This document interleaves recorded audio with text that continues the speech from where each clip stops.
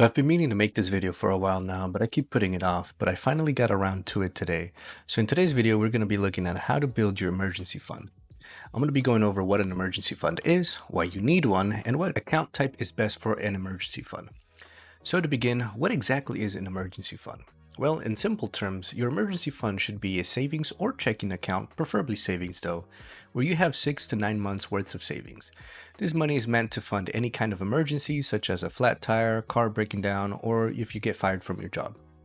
This money should be able to provide a cushion for you and provide a peace of mind, but more importantly, this is your insurance money. This money will also protect your investments, which is why it's so important, but I'll talk more about that here in a little bit. I know that life is super unpredictable, and honestly, misery loves company. I've definitely been there, especially when you're living paycheck to paycheck, where one day you get a flat tire and the next you get sick and you have to miss a couple of days of work. And guess what? Well, you went to the doctors and your insurance might have not covered everything. So now you have a flat tire, you're sick, so you're missing work, which means you are making less money for that week, and now you have medical expenses. Let's just say that you finally get over all that and finally pay for everything, but because misery loves company, now your headlights go out and now you have another expense. What I'm trying to say is that it seems like when one thing goes wrong, usually another 5 things follow, and now you have 6 problems. So look at your emergency fund as savings for a rainy day. Like I said, life is super unpredictable, but one thing that is predictable is its unpredictability. So as long as you got a healthy emergency fund, you should be good. Alright, now let's talk about another reason why you need an emergency fund, and that is that it can act as insurance for your investments. Now what I mean by this is that if you don't have an emergency fund, and let's just say an emergency happens, well, then you're going to have to be forced to sell your stocks or dip into your 401k, and that's really going to screw with your growth opportunities within your stock portfolio. If you do this once, I guess it's not that bad, but if you are constantly having to touch any of your investments in order to pay for your emergencies, then your portfolio will never truly grow. This is honestly the biggest reason why I started my emergency fund and why I would fund it aggressively until I reached $5,000 in the beginning. Okay, so now that you know what an emergency fund is and why you need one, or what the purpose of having one is, now let's talk about how much money you should have in your emergency fund. And there is no right or wrong answer here for the amount of money that you should have. Honestly, everyone's different, everyone has different responsibilities, and everyone's income is different. But generally speaking, if you have zero money saved, or let's just say a couple of $100 in a savings account, then I would recommend that you focus on saving $1,000 first.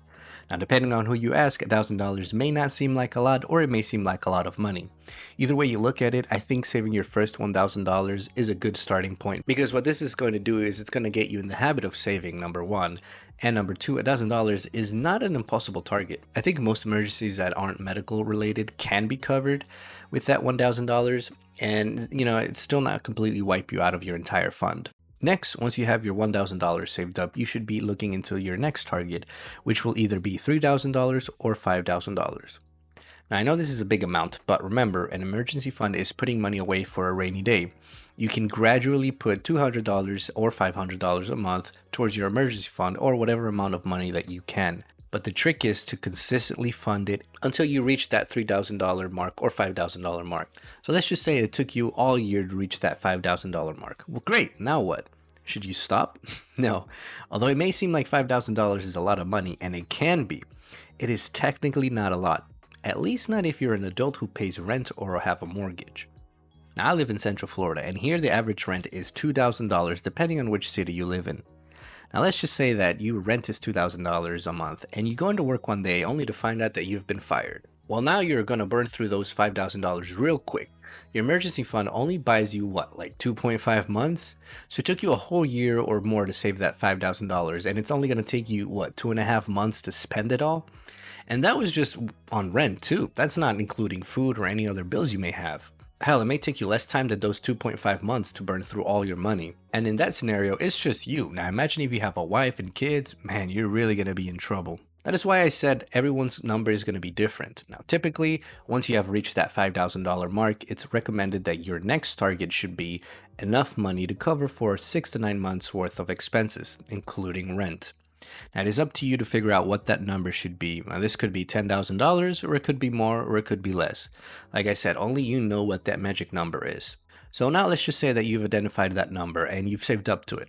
Let's just say it's $15,000 because that's currently what's sitting in my emergency fund. Well, where should you park it? Because $15,000 is a lot of money to have under your mattress. Okay, so we're not going to use our mattress for housing your emergency fund, but what exactly are we going to use? Well, typically you want to choose a high yield savings or checking account. The reason for this is because that we're talking about a large amount of money that just can't simply be saved under your mattress or in a duffel bag.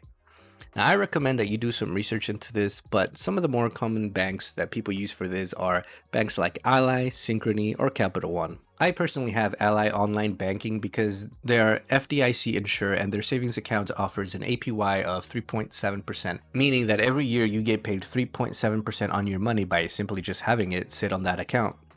Now, I want to give a disclaimer. Whatever account you choose, whether it's Ally or Capital One, you have to be very careful about a few things. Number one, you have to make sure that they are FDIC insured, meaning that if something happens to the bank, like let's say it goes out of business or it fails somehow, your money is federally protected. Now, I recommend you do your own research about what FDIC means and about FDIC insured banks. Number two, do not get caught up on the APY percentage. Oftentimes, it is very tempting to pick a bank that offers a APY of, let's say, 8%, but then you fail to realize that they are not FDIC protected. And now you're risking your money for what, an 8% APY? Remember, you're not investing this money. This money is for emergency only. So you have to park it somewhere where, sure, you're getting a 3% or a 4%, but it's still not high enough to consider it an investment. You're barely even protecting it from inflation at that point. Well, at the recording of this video, the current inflation rate is 2% when I looked it up, which honestly sounds a little too good to be true, so it could be wrong, but I don't know. Even if inflation is, let's say, 5%, and Ally only offers 3% APY, it is still better to park your money in an Ally savings account that offers a 3% than a regular Chase savings account that offers a 0.001%. So you decide. Me personally, I'm putting my money in a savings account that gives me 3% instead of 0.001%. Like I said, it can be tempting having a large amount of money sitting in a savings account, even if it's a high yield one, and wanting to find a better place to put it where you can, get you a higher rate of return. But remember, this is not investing money. This is insurance money that protects your actual investment, where you can get a higher rate of return. A place I also don't recommend you park your money is any kind of bank CDs or bonds, because most of them require you to lock in your money for about 6 months to a year. And honestly, what happens if you have an emergency during that time? Well, then you're screwed. You have to make sure that your money is as liquid as possible so that in case of an emergency, you can get to it as quickly as possible. And that is it. You're now ready to start your emergency fund. If you have any questions, let me know in the comments down below. Like always, if you want more tailored responses, my email address is going to be linked down below where you can reach me, and I can have more tailored conversations with you. Now, I want to shout out Rich because he did exactly that. In a video I posted a week ago called How to Get a Tech Job with Zero Experience, he hit me up on my email and he asked me for some career advice. So I reviewed his resume and gave him a few pointers. So shout out to Rich. Like I said, his resume was very well put together, and I also reviewed his portfolio and his LinkedIn all for free. Now, the LinkedIn profile was one of the ones that I thought that he could use more help with, but we agreed that I would review his LinkedIn profile in an actual video, since I didn't want to make our email conversations too long. So he agreed and he gave me permission to do so, so be on the lookout for that video next.